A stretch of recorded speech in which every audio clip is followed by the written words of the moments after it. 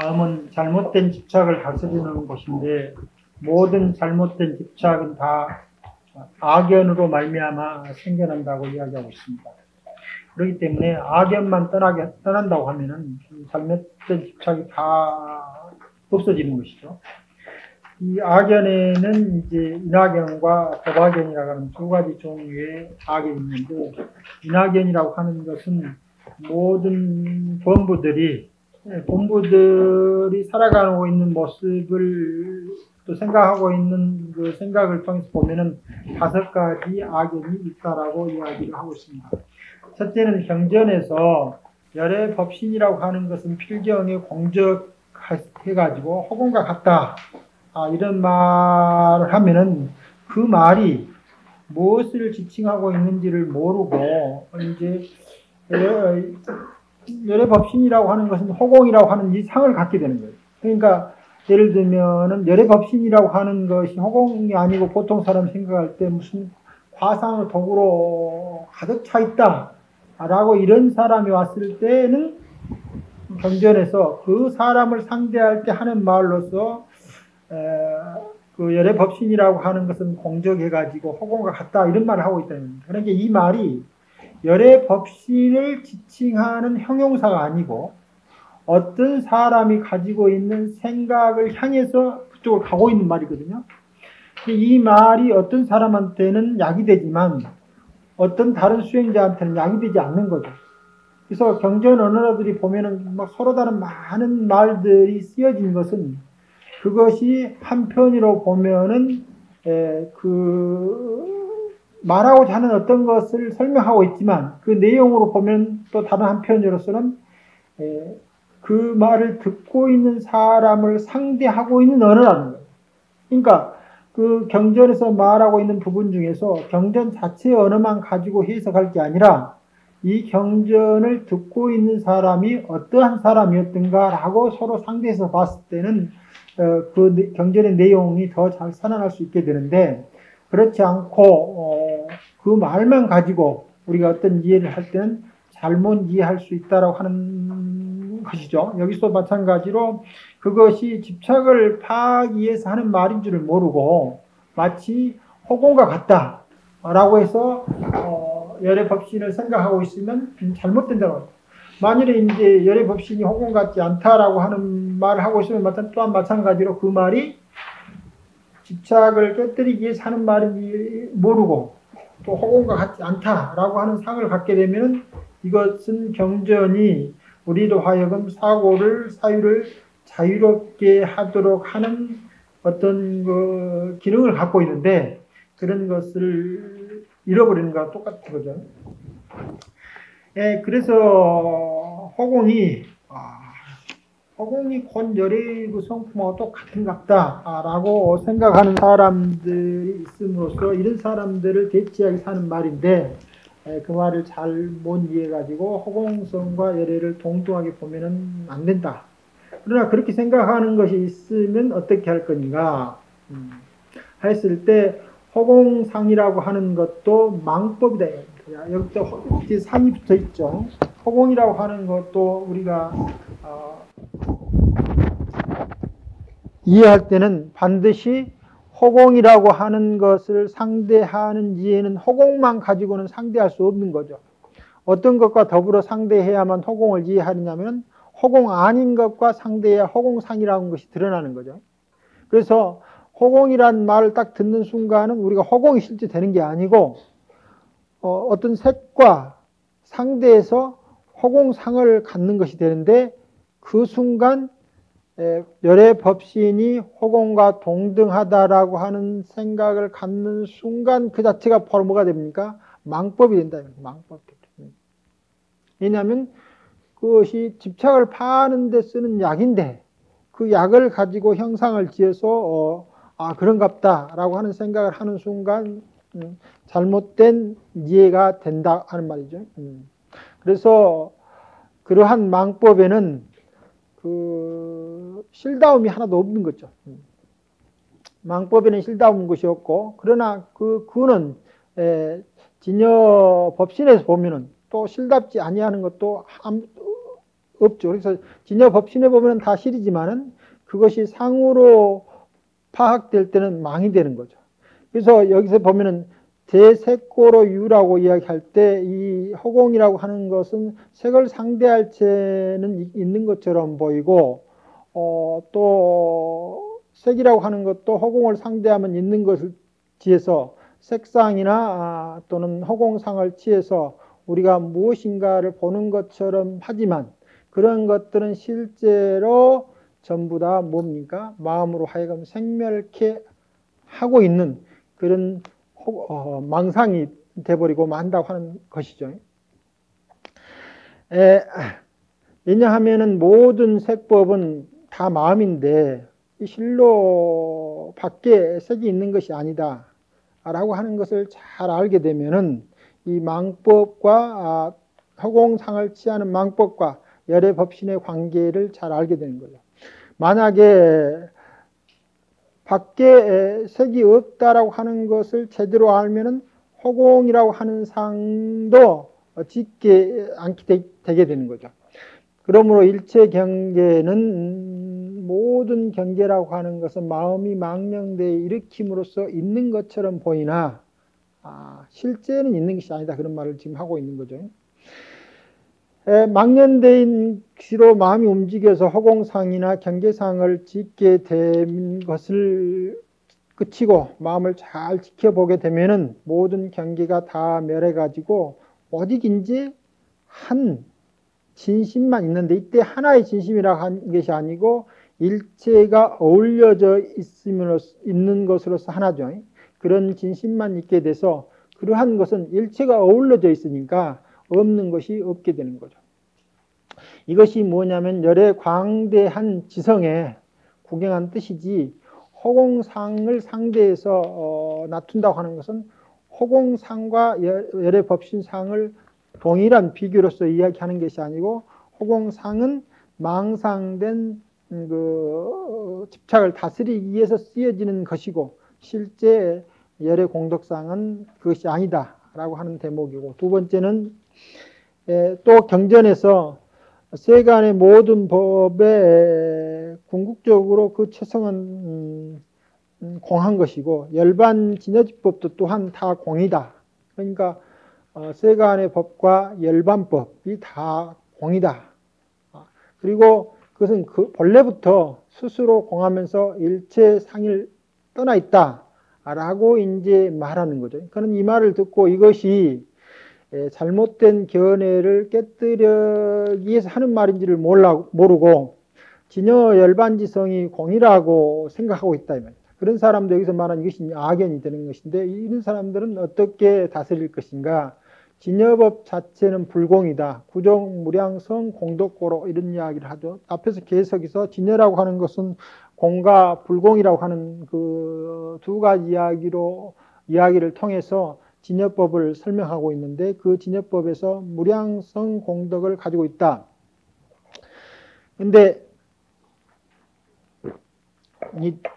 계속해서 말씀드리지만 진여법 하면서 항상 생각할 때는 거기다 뭘 대비시켜야 되냐면은 연기, 그다음에 공, 그다음 무자성 이와 같은 것을 대비시켜서 그것이 진여의 다른 이름인 줄 확실히 알아야 됩니다. 진각, 진심, 본각, 무슨 또 시각, 열애장, 진여, 연기, 무자성 이런 것들이 다 같은 것을 지칭하는데 어떤 쪽에서 이야기하고 있느냐에 따라서 이렇게도 이야기를 하고 있고 저렇게도 이야기하고 있는 것이지 진여라고 하는 어떤 특성이 그런 말들과 상대돼서 다른 어떤 것으로 이야기되는 것이 원래부터 있지 않기 때문에 특히 연기법과 상대해서 진여를 연기법이라고 하는 것과 아울러서 진여를 생각해 보면은 세상 만사 돌아가는 모든 것들이 무자성임에도 불구하고 그 가운데서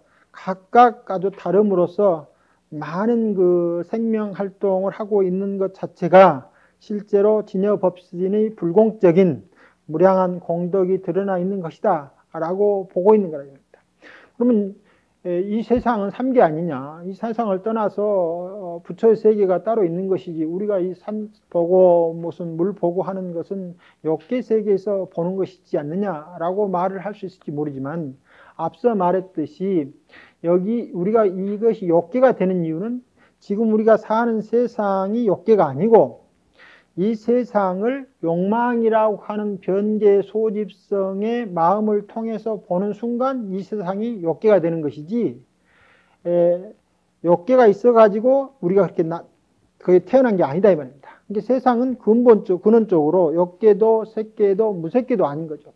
다만 욕계 중생은 욕계의 눈을 가지고 세상을 보는 거고 무색계 중생은 무색계의 눈을 가지고 세상을 보는 것이기 때문에 세상이 달리 보인다 이 말입니다.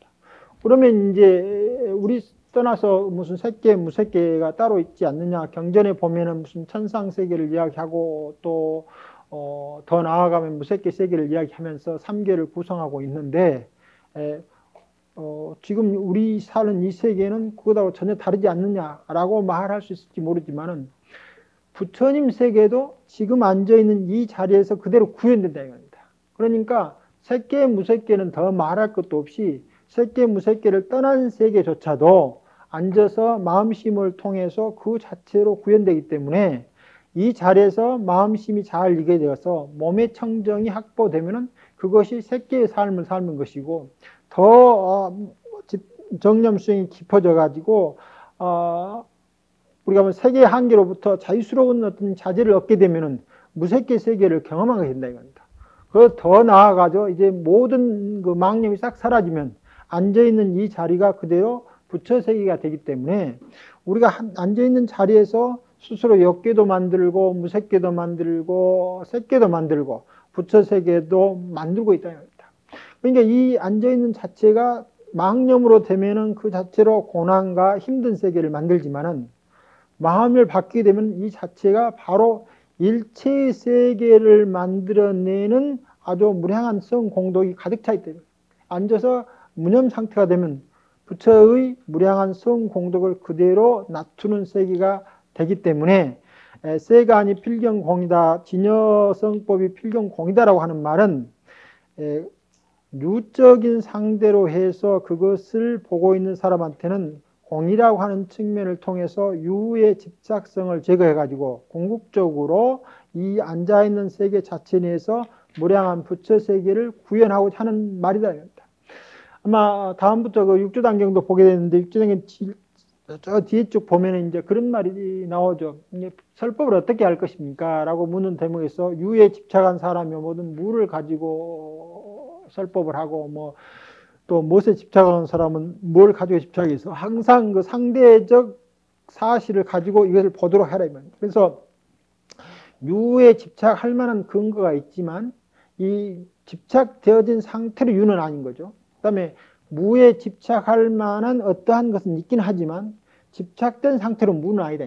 그래서 무를 보되 이 무를 유를 통해서 보면은 오히려 이 무가 살아나게 되고 유를 보되 유를 무를 통해서 보면은 이 유가 살아나게 되는 거예요. 그래서 무에도 걸리지 않고 유에도 걸리지 않는 자세한 그런 범위 형성되는데 만일에 이제 어느 한쪽으로 치우쳐 보게 되면은 그 자제성을 잃게 되는 거죠. 그래, 그 육조스님께서 법문을 설할 때 그와 같이 상대가 어느 쪽으로 치우쳐 있는가를 보고 거기에 맞게 다른 쪽을 보여서 두 쪽 어디에도 걸리지 않는 그릇을 만들어내라 라고 하는 측면에서 그런 그 설법의 방향을 제시하고 있는 거죠. 여기서도 마찬가지로 경전에서 이야기하고 있는 어떤 일들은 다 무엇을 대체하기 위해서 하고 있다. 악연을 대체하기 위해서 하고 있는데 다만 악연의 종류들이 크게 나눠보면 다섯 가지가 있고 그 세 번째는 이런 또 악연이 있는 거죠. 경전에서는 열애장은 증감이 없고 또 거기 그 가운데 일체 공덕을 다 갖추고 있다라고 했는데 그것이 무슨 뜻인지를 잘 모르고는 열애장이라고 하는 것은 색법과 신법의 자상차별을 다 가지고 있다라고 이제 생각합니다. 여기서 뒤에 보면 이 자상차별이라고 하는 게 이제 중요한 거죠. 앞서 말한 무량성 공덕이 나온다고 하는 것은 마음으로도 나오고 색법으로도 나오기도 하고 신법으로도 나오는 거예요. 그러니까 마음 떠나서 성공덕이 따로 있는 것도 아니고 또 이 몸을 떠나서 성공덕이 따로 있는 것도 아닌데, 그렇게 나올 때 마음이라고 하는 것이 이 색을 떠나서 독자적인 자상을 갖는 것으로 마음으로 이해하거나, 색이라고 하는 것이 마음을 떠나서 독자적인 자상을 가지고서 색으로 이해하고 있으면서 그러한 마음과 그러한 색이 열애장 속에 있는 것처럼 생각하는 거죠. 열애장 속에 열애장이라고 하는 것은 일체성 공덕을 가지고 있어 증감이 없다고 하는 때 이 말이라고 하는 것은 여기서는 있다라고 표현을 했지만, 앞서 말했을 때 그 어떤 물질의 궁극에 가면은 그 전혀 아무런 것이 드러날 수 있는 것 당이 없는데도 갑자기 한번 딱 요동하면서 거기에 이제 물질이 형성돼 나온다고 합니다. 그러니까 본바탕에는 아무런 것도 잡을 수 있는, 마음이라고도 할 수 없고 색이라고도 할 수 있는 어떠한 것도 없는데, 어떤 인연이 되면은 그것이 마음으로 훌쩍 나오고 색으로 훌쩍 나온 것이 마치 아무것도 없는 것 속에 무량한 공덕을 갖추고 있는 것처럼 보인다라고 하는 이야기지, 이 가운데 이미 마음으로 정해진 어떤 것, 색으로 정해진 어떤 것이 있다고는 말이 아니다 이 말입니다. 그런데 이제 이런 말을 듣고 열애장 가운데 마음으로 정해진 어떤 것 또는 색으로 정해진 어떤 것이 있다라고 듣는 사람들이 있는데, 이런 사람들을 어떻게 대치해야 될 것입니까? 하고 묻죠. 여기는 이제 보면 뒤에 그 인생멸염의 시현설 차비라고 그랬죠. 그러니까 이제 진여라고 하는 말은 무엇을 상대해서 있느냐 하면은 생멸을 상대해서 진여라고 하는 말을 하게 되는 거죠. 그다음에 진여, 만일 생멸을 떠나면 여기서는 이제 진여라고 하는 말을 하고 있지만, 사실상 진여라고 하는 것도 그 말에 해당되는 것은 이 논리대로 한다고 하면은 특별한 상태에서 진여라고 하는 말이 그 사람한테 가지고 있는 어떠한 그 잘못된 집착을 제거하는 쪽으로 작용했을 때만 진여가 의미가 있는 것이지, 만일에 생멸염이라고 하는 것을 떠나가지고 진여라고 하는 것이 독자적으로 따로 있고 생멸법이 따로 있다고 하면은 이제 이것이 어떤 것이 되냐면 진여법과 생멸법이 이혼화돼 버리는 거예요. 이게 진여를 말하는 것을 상대해서 보여주는 것은 반드시 인연 생멸염법을 상대해서 차별적으로 진여라고 하는 말을 쓰고 있다라고 하는 것을 잘 이해하게 되면은, 오직 진여라고 하는 항상 여여하다고 하는 뜻을 보고서 여기서 말한 그 자상 뭡니까? 무량한 성 공덕을 가지고 있다 하는데, 이때 진여라고 하는 말은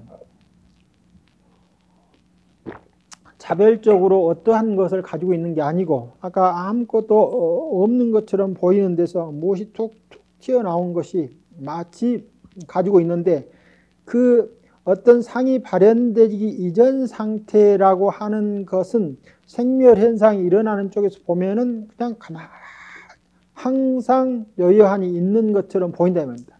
그러니까 이런 상태에서 진여를 가지고 이런 말을 하는 것이지, 그 두 가지 비교 관계를 떠나 있으면은 어떤 의미에서는 진여라고 하는 말조차도 그 당체를 제대로 가리킨다라고 할 수 없는 것이죠. 그래서 진여에 대해서 잘못된 이해를 갖게 되면 그것도 여기서 말하는 인화견 중에 하나가 되는 거죠.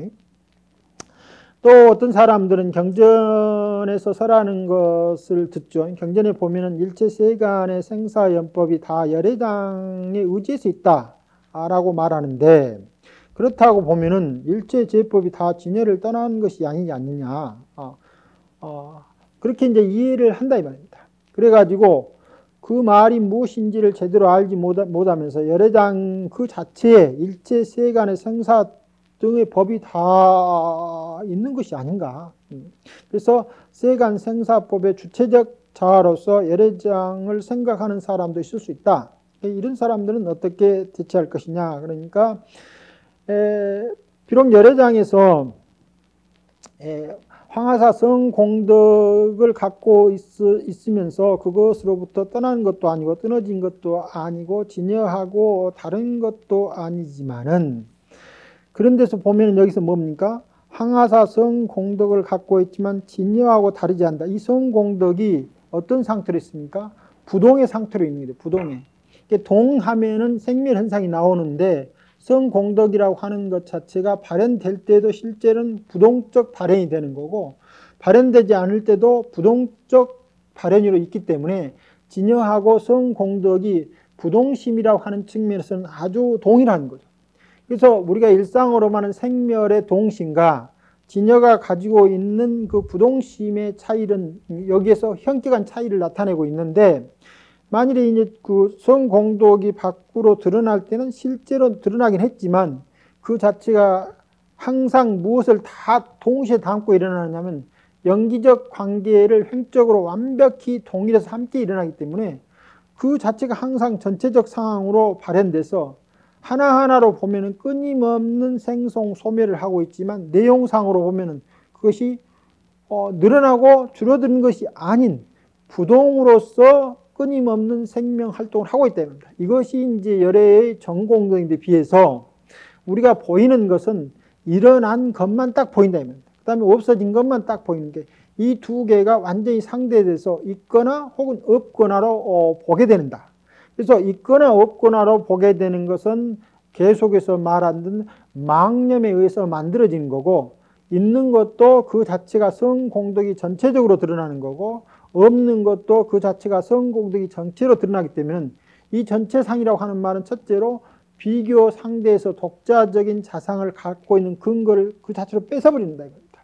그러니까 비록 성공덕을 갖고 있지만 그것이 거기에서 진여하고 떨어진 어떤 상태로 성공덕이 나온다거나 또는 생멸 현상에서 떨어져 없어진다든가 그런 의미로서의 성공덕하고는 전혀 다르고, 또 오히려 항상 진여 그 자체로서의 성공덕이다 라고 하는 것을 잘 알아야 한다. 첫 번째는. 그리고 거기에 비해서 헤아릴 수 없이 많은 번뇌법이라고 하는 것은 다 망령되어 있다. 그 성품이 본래부터 존립하지 않는다 했을 때 이 망령임이라고 하는 것은 변계 소집성이라고 있습니다. 그러니까 변계 소집성이라고 하는 것은 예를 들면 저는 이제 논서에서 비교로 이야기할 때 이것을 보고 새끼줄이 있으면 이 새끼줄을 이제 뱀으로 착각하는 거죠.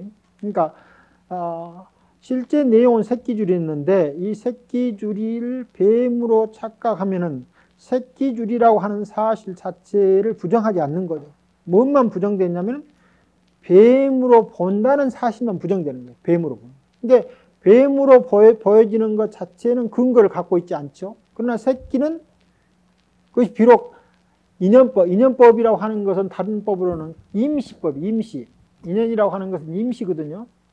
그 임시를 뭐라고 부르냐면 가법이라고 불러요. 가법. 어떤 인연이 형성될 때 임시 그렇게 있는 거고요. 그러니까 새끼라고 하는 것도 실제로 새끼는 아닌 거죠. 근데 이제 제대로 이제 봐가지고 그것이 뱀인 줄 아는 거 보고 새끼로 보면은 새끼에 대한 임시적으로 인연을 만나서 가법으로 존재한다고 하는 것을 알게 되는 거죠. 그러면 이제 무엇도 없습니까? 새끼도 없어지고 또 뱀도 다 사라지면서 남아있는 것은 인연의 가법만 남아있는 거죠. 그러니까 근원적으로 망이라고 하는 것은 전립 근거를 아예 갖고 있지 않고 그것의 근원이라고 할 수 있는 성품도 있을 수 없는 것이다 이 말입니다. 그래가지고 그것은 애초부터 열애장과 더불어 상응할 수 없다. 열애장이라고 하는 것은 뭡니까? 열애장 자체가 인연이고 가법이라 이 말이에요. 열애장이 있는 게 아니고 열애장 그 자체도 인연이고 가법이기 때문에 가법을 망으로 해서 실유라든가 또는 실무라든가 이런 식으로 이름 붙일 수 있으려면 어떠한 것이 실제로 있다든가 어떤 것이 실제로 없다고 해야 되는데 그 주어가 되는 어떤 것 자체가 이미 그 스스로가 자기 자신을 부정하고 있다 이 말입니다. 그러니까 그 뒤에 난 소술적 유무라고 하는 것은 그 자체로 설 자리가 아예 없는 거죠. 그래서 열애장하고 망법은 애초부터 상응해서 함께 나란히 그 반응해가지고 동반해서 존립할 수 있는 근거 자체가 아예 애초부터 없다. 이게 정법이라고 하는 것도 여기서 보면 뭡니까? 가합법인 거죠. 이게 정법이 어떤 게 있는 게 아니고 정법 자체도 가합법인데 망유라고 하는 것은 이 가합법을 실화로 생각하는 데서 발생하는 것이니까 이 가하고 실이 서로 상대하기는 언어상은 상대했지만 실 내용상에는 상대할 수가 없는 거죠. 만약 열애장 자체에 망법이 있다고 하면은 어떻게 우리가 그 마음을 씌워 가지고 행복한 편안한 삶, 열반낙을 얻을 수 있겠느냐? 그건 애초부터 불가능한 거죠. 왜냐하면 근원적인 삶의 내용이 열애장인데 그 삶 자체가 본질적으로 연법으로 돼 있다 하면은 그것을 떠난다고 하는 말 자체는 논리적으로 아예 맞지 않는 거죠. 또한 역대 열애장을 통해서 깨달음을 얻었다는 사람들은 전부 다 거짓말 한택이죠. 그러나 실제로 열애장이라고 하는 것 자체가 가합법이기 때문에 가합법인 줄 아는 순간 유무라고 하는 상태에 대한 것이 얼마나 허망한 사유에 대한 집착에 지나지 않은 것인 줄을 제대로 알게 되면서 열애장에서 생사연법과 같이 있다라고 하는 말들은 망법으로서 착각된 것이 열애장을 잘못 이해하는 것이 열애장이라고 하는 것에 의해서 발생됐다라고 하는 의미에서는 그 연관관계가 있지만 열애장 자체에 망법이 있다라고 하는 말은 할 수 없다라는 것으로서 대치해서 악연을 다스리라 하는 대목이죠.